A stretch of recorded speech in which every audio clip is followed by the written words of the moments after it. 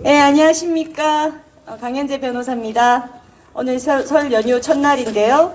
어제 또 인권위에서 정광훈 목사님에게 수갑을 채운 것에 대해서 인권 침해라는 판단이 나왔기 때문에 이와 관련하여 또 전반적으로 목사님 말씀 먼저 듣고 또 변호사단의 변호사분들께서 한 분씩 나오셔서 설명을 좀 드리겠습니다. 정광훈 목사님 모시겠습니다. 존경하는 국민 여러분, 근본에 제가 구속되고 조사를 받고 그리고 재판을 받는 이 모든 과정에 있어서 이 모든 것들이 불법이라는 것을 어제 인권위에서 저를 구속하고 경찰서에 왔다 갔다 할 때 저를 망신을 시키기 위해서 고의적으로 수갑을 채우고 언론에 노출시킨 그런 행위에 대해서 이건 인권 침해다 하는 해석을 내렸습니다. 그러나 제가 오늘 이 자리에 서게 된 것은 비록 그 사건이 아니고 근본된 사건을 말씀드리고자 국민 앞에 섰습니다. 이것은 문재인 대통령이 지금 북한을 능가하는 독재를 시행하고 있으며 그 예로 김정은이가 북한에 있는 모든 인민들에 대하여 자기의 고모부 장성태까지 한마디 딱 지목하면 그 사람은 지구촌의 사형장의 이슬로 사라져야 됩니다. 이와 같은 흉내를 지금 문재인이가 그대로 지금 진행하고 있는 것입니다.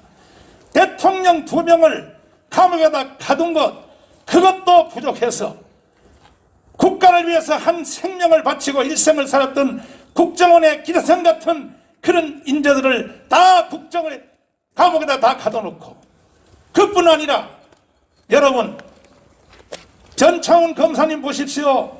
제가 그 전창훈 검사님에게 조사를 받아봐서 압니다. 서울 북부지검에 있을 때 제가 조사받을 때 결코 나한테 잘해준 게 아니었습니다. 전창훈 검사님이 저를 첫 번째 구속시킨 사람입니다. 그러나 나는 그에 대해서 감정 없습니다.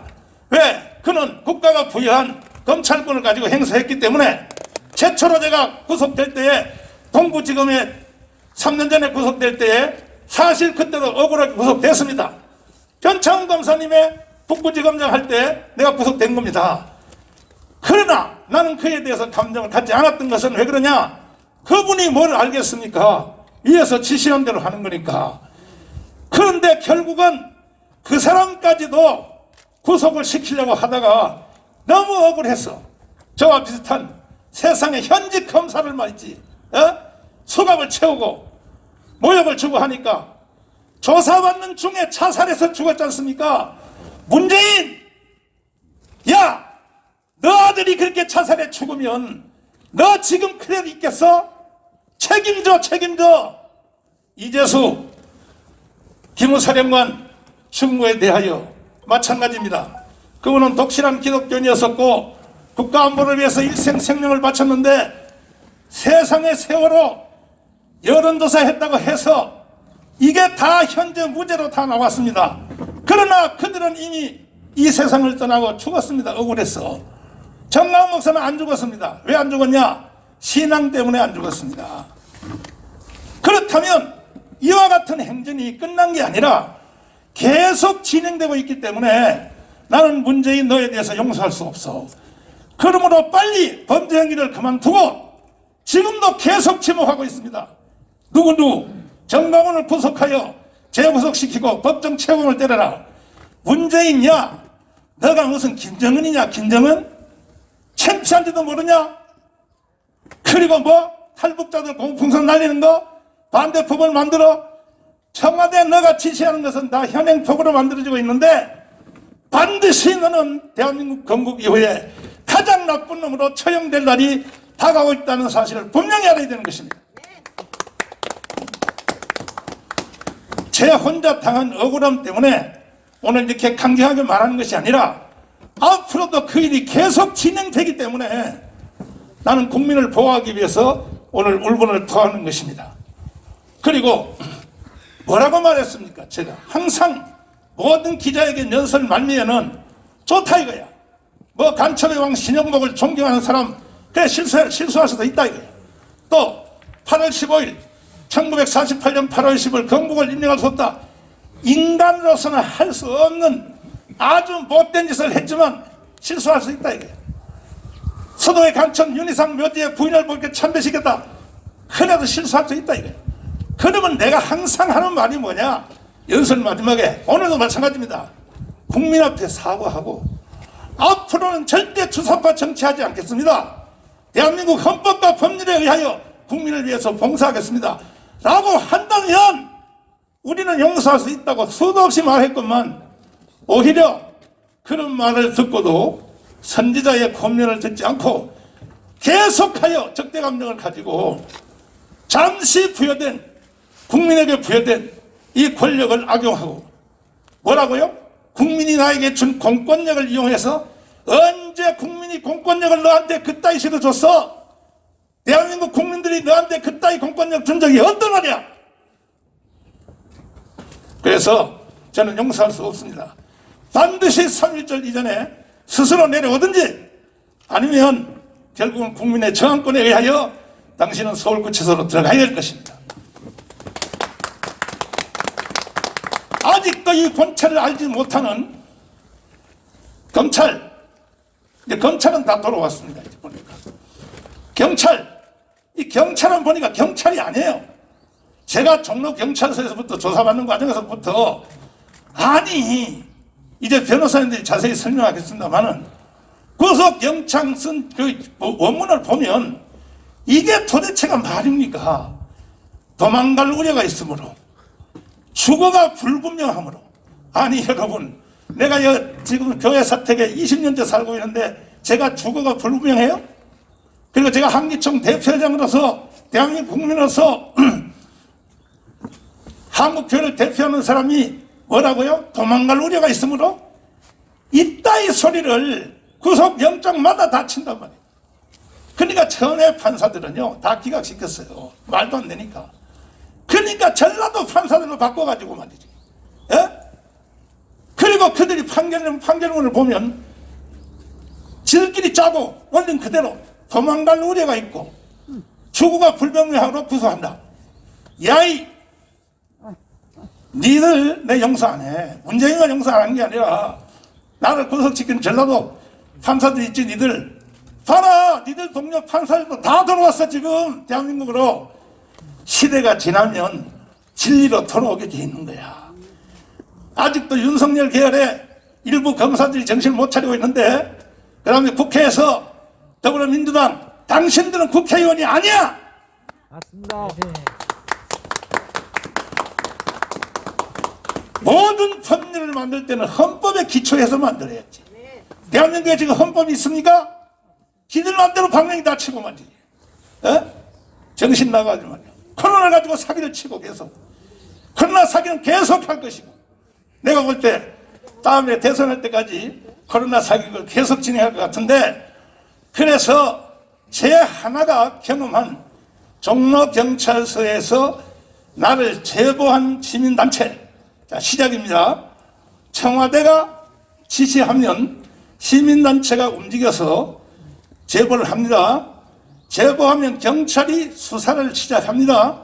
수사하는 내용을 언론에다가 슬슬 흘립니다. 개망신을 시키고, 그래가지고 사회 분위기를 마치 정강훈이 범죄인 것처럼 만들어 갑니다. 그 다음에 검사가 나를 부릅니다. 검사가 조사를 해 갑니다. 그리고 검사도 사회 분위기 때문에 어쩔 수 없이 재판으로 넘기지 아니할 수 없도록 이렇게 구도가 되어 있는 거예요 지금. 이것이 지금 저 한 사람에게만 그런 게 아니라 일반 모든 사건들이 이와 같은 일본말로 왁구 속에서 이루어지는, 왁구 속에, 틀 속에서 이루어지는 거예요. 그러나 재판부로 내가 겪어보니까 상당한, 제가 재판할 때만 해도 10%의 재판부는 살아있었고, 지금은 오히려 90%가 재판부가 대한민국 국민으로 헌법으로 돌아온 것으로 보입니다. 앞으로 대한민국을 봉사하는 공무원들이여, 당신들은 이 세상에 좋은 일 다 놔두고, 하고 싶은 일 다 놔두고 국가와 민족과 국민들을 봉사하기 위하여 공무원 직분을 택했지 않습니까? 그런데 공무원이 돼가지고 범죄 행위를 계속하다가 앞으로 어떻게 되려고 합니까? 당신들과 당신들 자손 대대까지 망할 것입니다. 오늘 제가 하는 말을 여러분이 가볍게 듣지 말고 회개하시고 내일 모레 교회 가십시오. 교회. 그리고 하나님 앞에 참여하시고 그리고 본분을 다 찾기를 바랍니다. 나머지 자세한 내용은 이제 저를 위해서 변호해 주신 우리 회장님 김태훈 회장님께서 이번에 이루어진 정강훈 목사 인권 침해 그가 저를 조사하고 경찰서에서 검사 쪽으로 데려가고 재판장으로 넘기고 다시 또 구속시키고 하는 그 모든 과정이 다 인권 침해요. 다 불법이라는 것을 어제 그나마 인권위가 그래서 내가 인권위 한번 조사를 한번 해보라고 했어요. 그 사람들 어떻게 돼가지고 그래도 본정신이 조금 살아있나 했습니다. 그래서 자세한 말씀을 드리도록 하겠습니다. 네, 한변 대표 회장이신 김태훈 변호사님 모시겠습니다.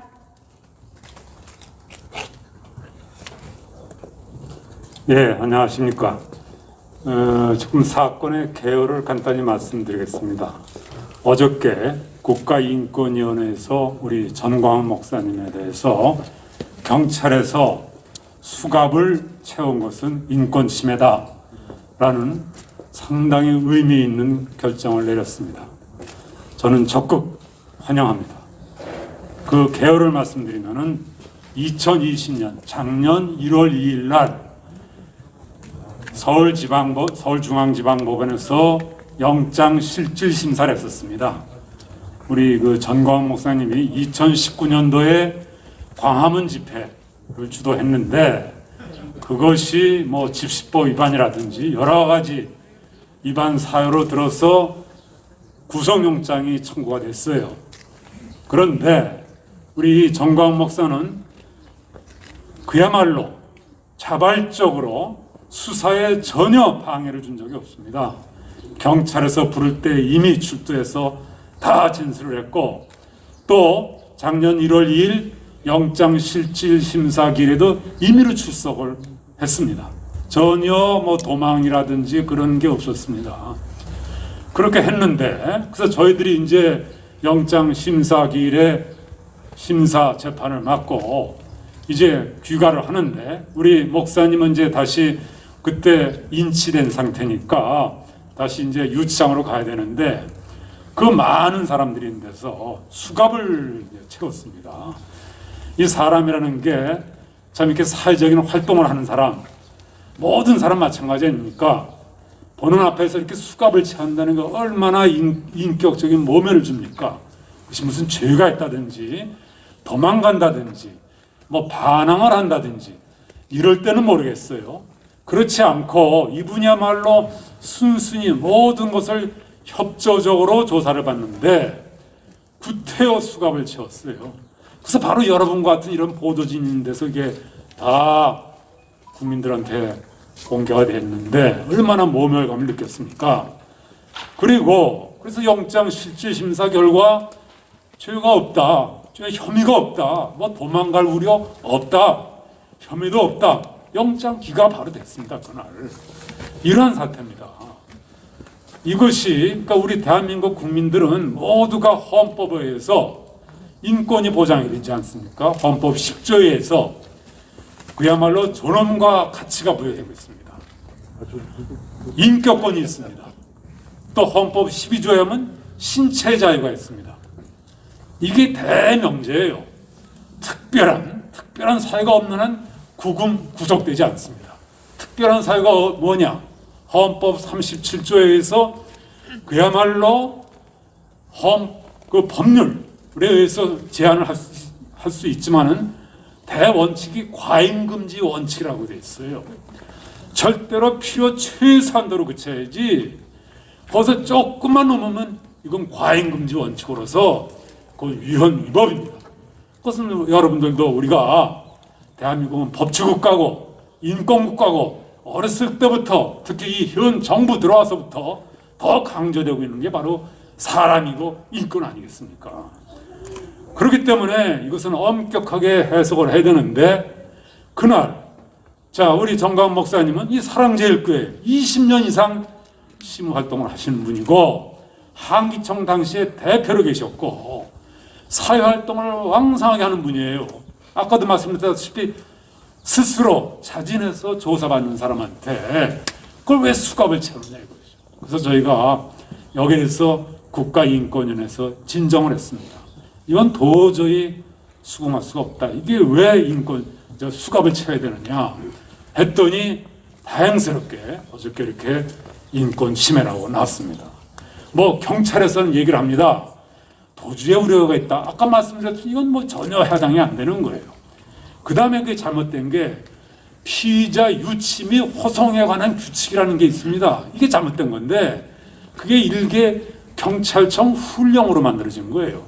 거기서 이제 호송으로 할 때는 뭐 포박을 해야 한다라는 규정이 있어요.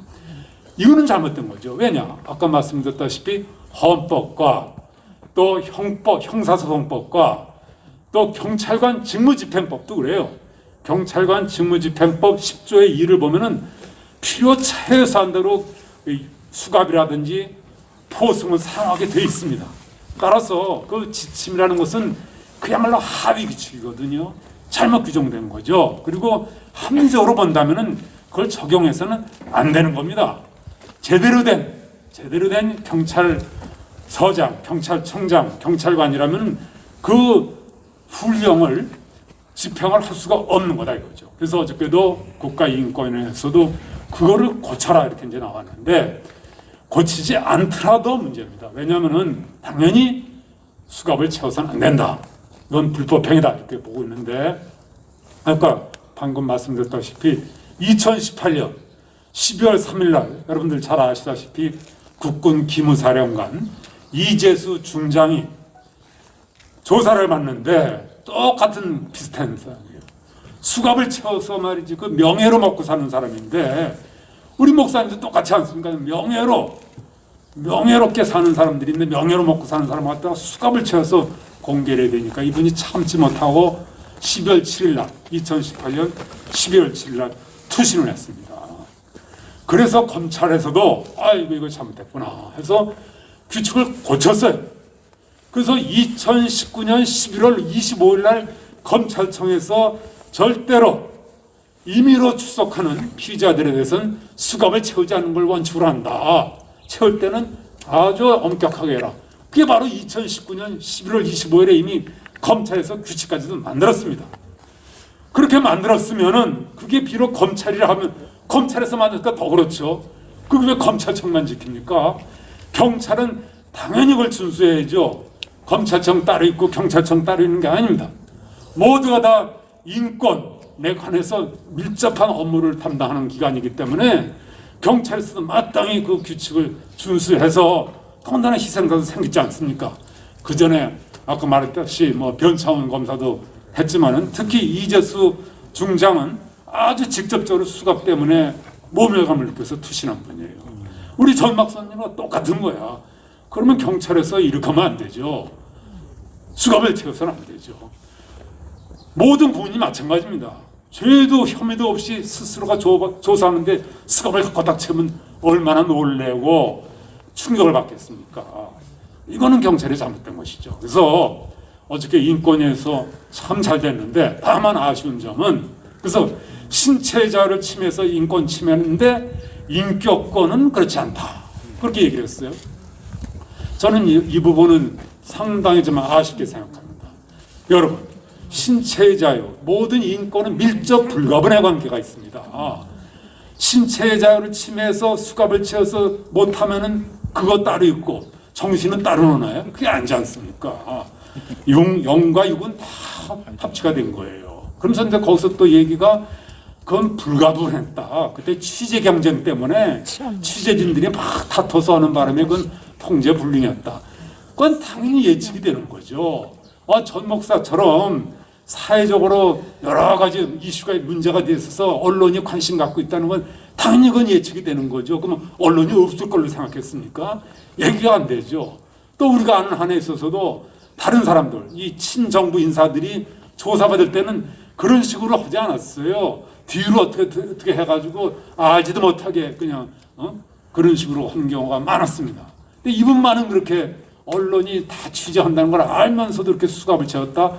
이거는 당연히 이건 뭐 예측 가능한 것이고 그럼에도 불구하고 수갑을 채웠다면 당연히 그건 인격권 침해로 저는 보고 있습니다. 그래서 그 부분은 아쉽고, 그래서 저는 그렇게 생각을 합니다. 이 국가기관이 특히 인권을 담당하는 법원, 검찰, 경찰, 정말로 이 대한민국이 우리가 말하듯이 정말 반듯하게 나가려면은 이제 우리 전 목사님 사건을 계기로 해서 이제 이 인권을 뭐다 말뿐이 아니고 정말 행동으로 보여줘야 되는 그런 이제 단계에 와 있다. 저는 이렇게 보고 있습니다. 네, 이상으로 간략하게 경과 말씀을 드리겠습니다. 감사합니다. 네, 감사합니다. 저희 현수막 보십시오. 경찰 수갑은 문재인, 김명수, 조국의 채워라입니다. 또 김경수 전 현재 경남지사한테도 수갑을 채우지 않았죠. 조국, 김경수에게 다 수갑을 채우지 않았음에도 전광훈 목사님 그리고 이재수 중장에게 수갑을 채워서 인격 살인을 했습니다. 이와 관련해서 이 경찰은 특히 문재인 정부 내내 이 권력의 시녀 노릇을 아주 톡톡히 해오고 있는데요. 아직도 정신을 못 차리고 전광훈 목사님에 대해 계속해서 구속을 위한 수사를 진행하고 있습니다. 이 못된 경찰들에 대한 이 법적 조치와 관련해서 또 우리 고영희 변호사님께서 말씀을 주시겠습니다. 예, 공동변호인단의 고영일 변호사입니다. 어제 인권위원회에서 전광훈 목사님에 대한 수갑을 채우는 행위는 인권 침해라고 명백하게 선언을 했습니다. 이것을 보면서 뭘 할 수 있느냐? 우선 사법부뿐만 아니라 국가기관까지도 헌법을 위반하는 행위에 대해서 헌법으로 다 돌아오고 있다. 첫 번째 사법부가 돌아왔던 행위는 작년 정경심 조국 전 법무부 장관의 부인에 대해서 법정 구속을 할 때 많은 사람들은 사법부가 과연 변했나? 이런 의구심을 가졌습니다.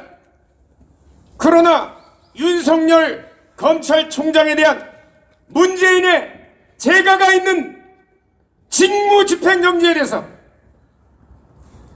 법원은 가처분을 인용하면서 윤석열 검찰총장이 직무를 계속하도록 허용했습니다. 사법부가 변했을 수도 있다. 많은 국민들은 생각했습니다. 그리고 나서 12월 30일 전광훈 목사님에 대한 판결 선고를 할 때 법원은 서울중앙지방법원은 이런 표현을 썼습니다. 헌법에서 보장된 표현의 자유라고. 이 얘기를 듣는 순간 무죄 판결로 확신을 했는데 아니나 다를까 무죄 판결을 선고했습니다.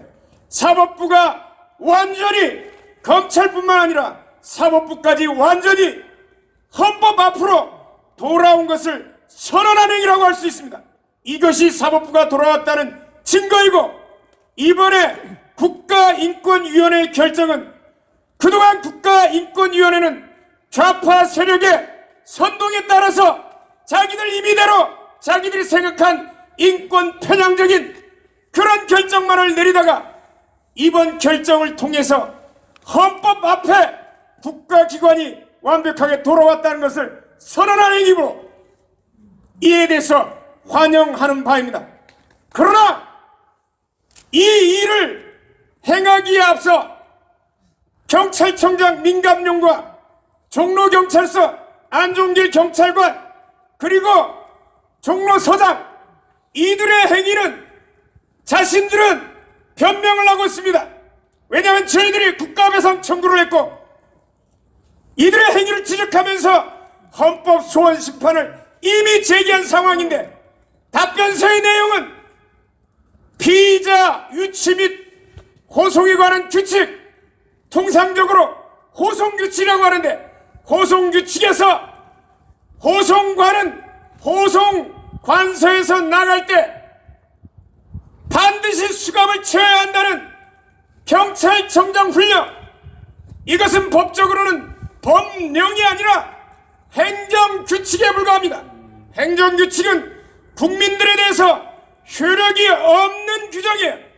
법령만이 대국민적 효력을 가지고 있는데 감히 행정규칙을 가지고 정광훈 목사님이 영장실질심사 이후에 나올 때 많은 기자들이 보는 앞에서 수갑을 채우고 인격적인 모욕을 하면서 의도적으로 수갑을 채운 행위를 변명하고 있는데, 여기에 대해서 국가인권위가 이미 결정을 내렸고 앞으로 국가배상 청구 소송에서 이 자료를 그대로 제출할 것이고 헌법소원심판에서도 그대로 제출할 것입니다. 이들에 대해서 철저한 법의 심판이 기다리고 있다는 것을 알아주시기 바랍니다. 그리고 이와 관련된 우리가 인격권 침해로 지적한 행위는 지금은 철거 소송 때문에, 철거 때문에 감시 카메라 6대를 거의 없앴습니다. 엊그제까지만 해도 여기에 사택을 향해서, 교회 주차장을 향해서 교회에 들어가는 모든 차량, 사람들을 전부 다 감시하고 사택을 향해서만 카메라가 석 대나 있었습니다. 그러고도 주거부정, 증거인멸, 도주우려라고요. 이러한 행위를 하는 게, 민간인의 사찰 행위를 하는 게 문재인 정권의 이제까지 행위입니다.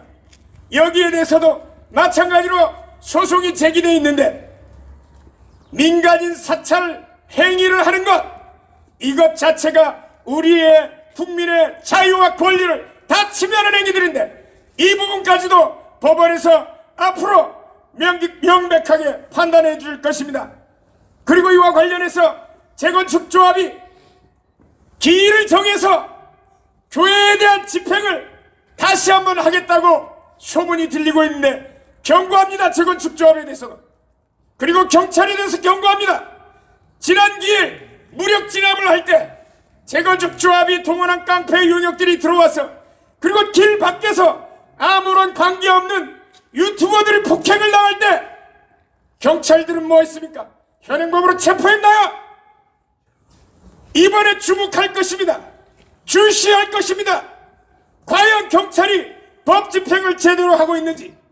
그렇게 하지 못했을 때 그에 따른 또 다른 책임도 기다리고 있다는 것을 명심하시기 바랍니다. 뒤에 보신 것처럼 여러분, 피의자 호송규칙, 만약에 호송규칙이 자기들 마음대로 반드시 수갑을 채운 것이라고 한다면, 조국이가 영장실질심사에서 나올 때 수갑을 채웠나요? 울산 부시장 송병호 수갑 채웠나요? 유재수 부산 부시장 수갑 채웠나요? 그 호송규칙 강행 규정이라고 한다면 왜 좌파에 대해서는 강행 규정이 아니고 우파에 대해서만, 나라를 위해서 애국하는 사람들에게 대해서만 강행 규정인가?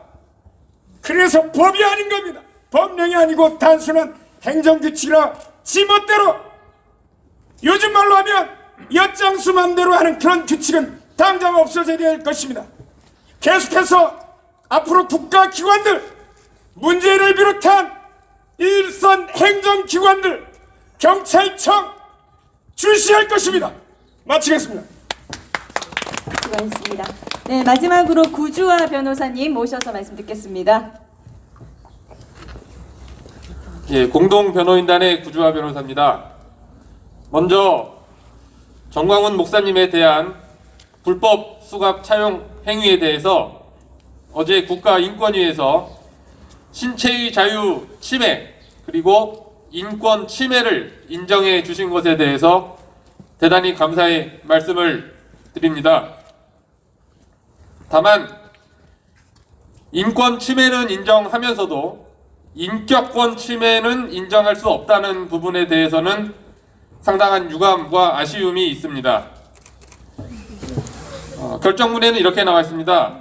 경찰이 수갑을 채웠지만 인격권 침해를 피하기 위해서 수갑에 수건을 둘러줬다라고 나와 있습니다. 즉 수건을 둘렀기 때문에 인격권 침해가 아니라는 논거인데, 이는 인정할 수가 없습니다. 수갑 채우는 것 자체가 불법 행위인데 그것을 수건으로 둘렀다고 해서 불법성이 없어지는 것이 아니고 그 자체로서 신체의 자유 훼손 그리고 인격권 침해가 성립하는 것입니다. 그래서 그 점에 대해서는 아쉬운 점이 있지만 불법 행위와 인권 침해를 인정한 것에 대해서 깊은 감사의 말씀을 드립니다. 경찰은 이 불법 수갑 사용 행위에 대해서 이렇게 말합니다. 그것은 수사 관행이었다고 말하는데 전혀 그렇지 않습니다. 아까 고 변호사님께서 말씀하신 것처럼 조국, 정경심, 유재수 그리고 김경수에 대해서는 전혀 수갑을 채우지 않았습니다. 유재수 부시장은 주머니에 손을 넣고 영장 심사를 받으러 왔습니다.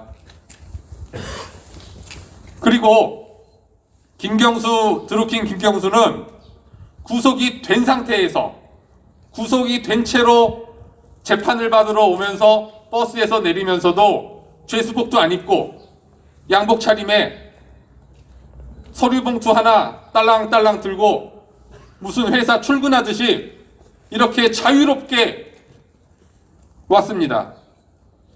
따라서 이런 수사 관행이라는 것은 전혀 사실과 다르고 무슨 호선 규칙, 그 규칙이 왜 전광훈 목사님에 대해서만 그렇게 철저하게 지켜지고 다른 사람들에 대해서는 저 좌파 인사들에 대해서는 왜 그것이 지켜지지 않는 것입니까? 그것은 도저히 받아들일 수 없는 것이고 인격 침해라고 말할 수 있는 것입니다. 특히 그 이재수 기무사령관께서는 영장 심사를 받고 나오는 것도 아니라 영장 심사를 받으러 가는 도중에 수갑이 채워진 겁니다. 들어가는 입구에서 수갑이 채워져서 그 모욕감을 견디지 못하고 며칠 뒤 극단적 선택을 한 것입니다. 이런 걸 뻔히 알면서 이런 비극적인 사건이 있었음에도 불구하고 전 목사님에 대해서 똑같이 수갑을 채웠다라는 것은 마치 무슨 전 목사님에 대해서 그런 극단적 선택을 유도하는 것처럼 그렇게 보일 수도 있는 정말 극악무도한 것입니다. 이런 관행은 정말 사라져야 되고 또 인권위에서는 그 수갑을 채운 경찰관들과 경찰서장에 대해서 직무 교육을 시키라고 권고까지 했고 그러한 제도 개선까지 결정을 하였습니다. 이런 점에 대해서 존중을 하고요. 정말 이런 불법적인 수사 관행과 호송 관행 이런 것들 그리고 제도 개선 이런 게 이루어져서 수사를 받는 피의자들에 대해서 정말 인권이 보호되고 무죄 추정의 원칙이 지켜질 수 있는 그러한 제도가 하루빨리 마련되기를 바라는 바입니다. 이상입니다. 수고하셨습니다. 지금 문재인 정부 하에 경찰을 보면 경찰 수사권 독립이나 권한을 더 확대해달라는 얘기는 어불성설입니다. 경찰은 그럴 만한 자격이 현재 없습니다. 대한민국 경찰이 헌법에 나와 있는 대로 국민에 대한 봉사자로 그리고 민중의 지팡이로 지금이라도 거듭나기를 촉구합니다.